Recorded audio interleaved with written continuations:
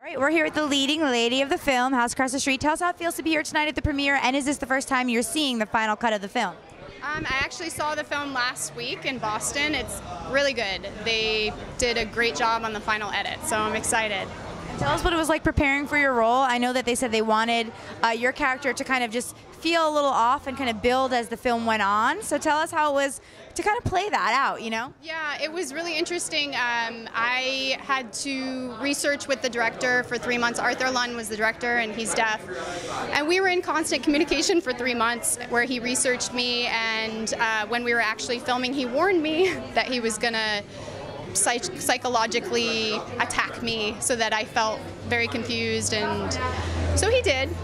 It was a really intense shoot, a lot of fun. I knew what was in store in some regards, so he kept me in the dark about what we were doing. It was kind of confusing. I didn't always know what scene we were shooting and stuff like that. Hi Evelina, how are you? You're here with Press Pass LA at the House Across the Street premiere. So I hear you organize this, and this is the first time that we've had both the hearing and deaf community and media together. Tell us what went into the planning of this event.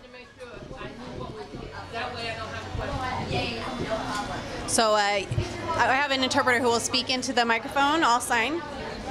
So this event, we've been planning for almost 4 or 5 years. Actually, I've lost track of the years.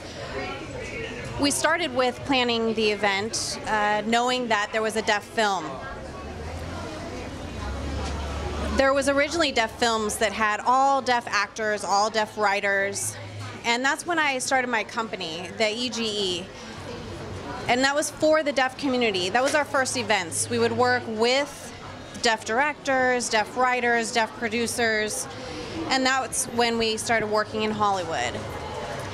Now, for this first premiere, we have deaf and hearing all together. It's the first time ever in history where we've merged and blended these communities together, not having only deaf and only hearing isolated from each other.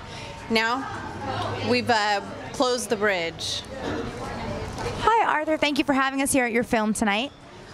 Can you tell us a little bit thank you. Can you tell us a little bit about what inspired you to make this particular movie at this point in your career? I know you've done horror and comedy and different genres. There's not exactly one thing that inspired me, but there's a lot of factors that went into making this movie. Can you elaborate about maybe what was the catalyst? Did you kind of have a vision about this house, or? No, actually, I wanted to make a psychological thriller, and it was just the right time, the right situation. All right, we're here with Monk Dwayne at the premiere of The House Across the Street. So you are the composer of this film. So obviously with thrillers and horrors, the sound, the composition, that's all very important. So tell us kind of how you picked the music that would go to this. So the approach to this film was about less is more.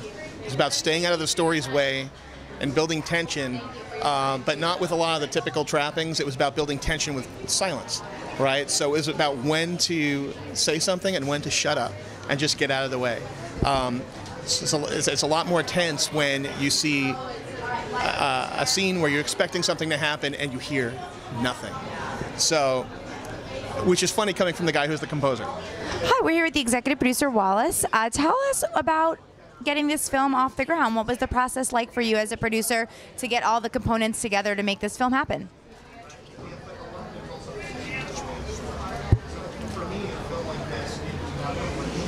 But it is a long process with a few people helping me because being deaf, we need interpreters, we need technology. It takes time. But once we got going, it got better and better. So, hi Lee. So this is your premiere here tonight. Tell us a little bit about your role in the film. I just have a very small role, just a small scene. I'm a clerk that gives the main actress a hard time, pretty much. And does it lead to any situations for her? You could say that, yeah. What was it like working on this set? Obviously, it's a little bit of a different situation with a director who is deaf and can't communicate in the same way maybe you experienced before. Arthur is actually a good friend of mine, and I consider him one of my best friends, actually. So it went well. I've worked with him on other projects as well. Just as we're able to communicate with each other, and it's not really a problem. For other people, it might be, but I know Arthur personally, so it wasn't really that big of a deal. We're here with Courtney Gaines at the premiere of The House Across the Street. Tell us a little bit about your role in this film. I play one of the neighbors who's kind of interested in the young girl, and it goes very bad in the end. A little suspicious, things might not be right? That's correct. There's a lot. You should have minded your business? Yeah, I should have minded my business. I just got in trouble. Just trying to be a good family man, but I got in trouble in the end. Hi, so we're with Ryan Lane from Switched at Birth. You're out here tonight supporting the film, correct? Oh yeah, I'm here to support both communities, the hearing and the deaf community, to hope that we can bridge this world, make it better. And your show has done a lot for that. Tell us what it is like being on that show as a recurring actor and how it's been received.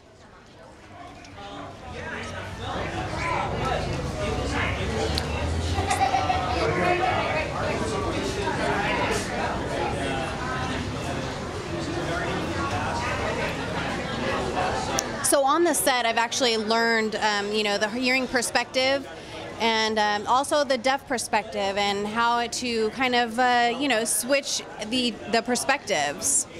You want to have both worlds understanding each other better.